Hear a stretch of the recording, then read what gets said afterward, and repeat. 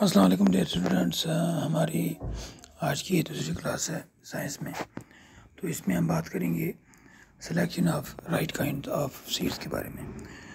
तो जैसा कि अभी हमने डिस्कस की थी कि हमें अच्छी फसल की पैदावार के लिए जो है ज़मीन को अच्छी तरह तैयार करना है। तो उसके बाद जब हम उनमें सीड्स जो है बीज बोएंगे तो उन बीजों का हमें जो है सिलेक्शन करनी है, इंतखाब करना है, तो वो सही किस्म की सीड्स हों। वो सीड्स जो हैं वो बीमारियों से महफूज हों और उनमें बीमारी लगने का ख़तरा भी ना हो। तो सीड्स जो हैं वो हमें हेल्दी प्लांट से हासिल करनी चाहिए। और उसके अलावा हम एग्रीकल्चर डिपार्टमेंट के मुख्तलिफ जो मरकज़ होते हैं उनसे भी हम सीड हासिल कर सकते हैं।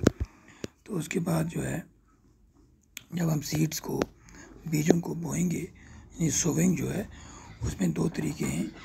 एक मेथड जो है जिसे स्कैटरिंग कहा जाता है,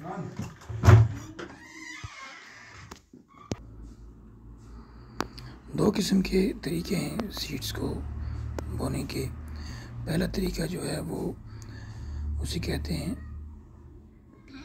scattering of seeds by hand, यानी हाथों से बीज को ज़मीन में यानी फैलाना।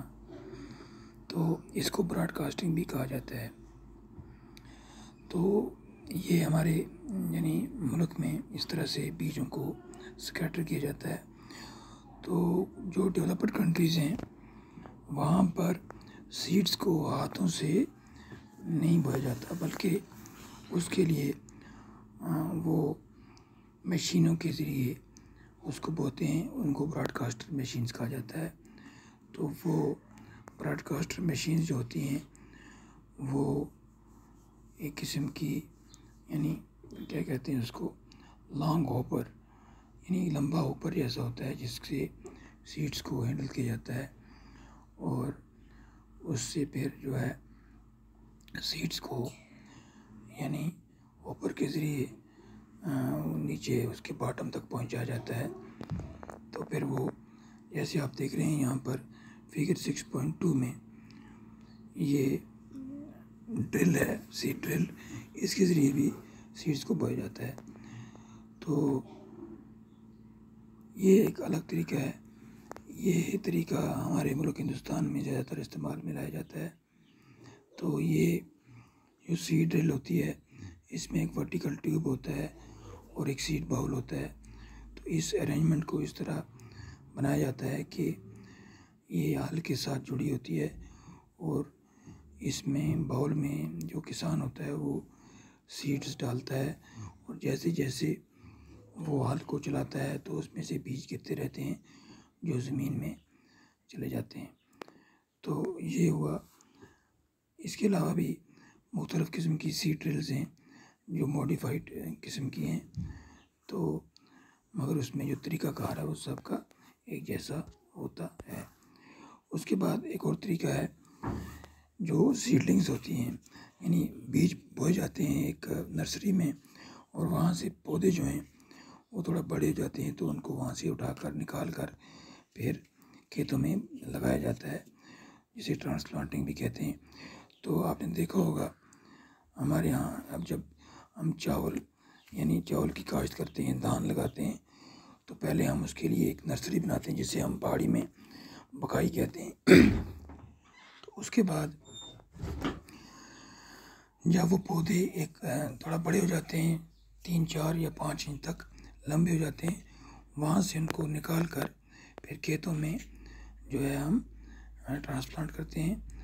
तो ये प्रैक्टिस जो है ये इसके ज़रिए भी बहुत सारे जो है फसलें जो हैं वो बोई जाती हैं, जैसे चावल या उसके अलावा बहुत सारी किस्म की सब्ज़ियाँ जो हैं वो भी इसी तरह नर्सरी से निकाल कर फिर ट्रांसप्लांट की जाती हैं।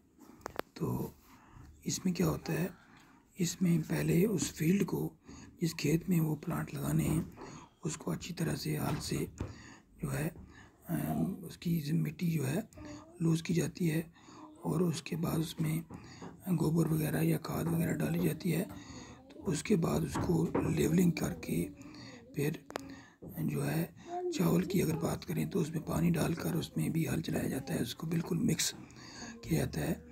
तो फिर उसमें जो है वक्फे वक्फे से वो यानी उसके यानी पौधे जो हैं वो उसमें ट्रांसप्लांट किए जाते हैं।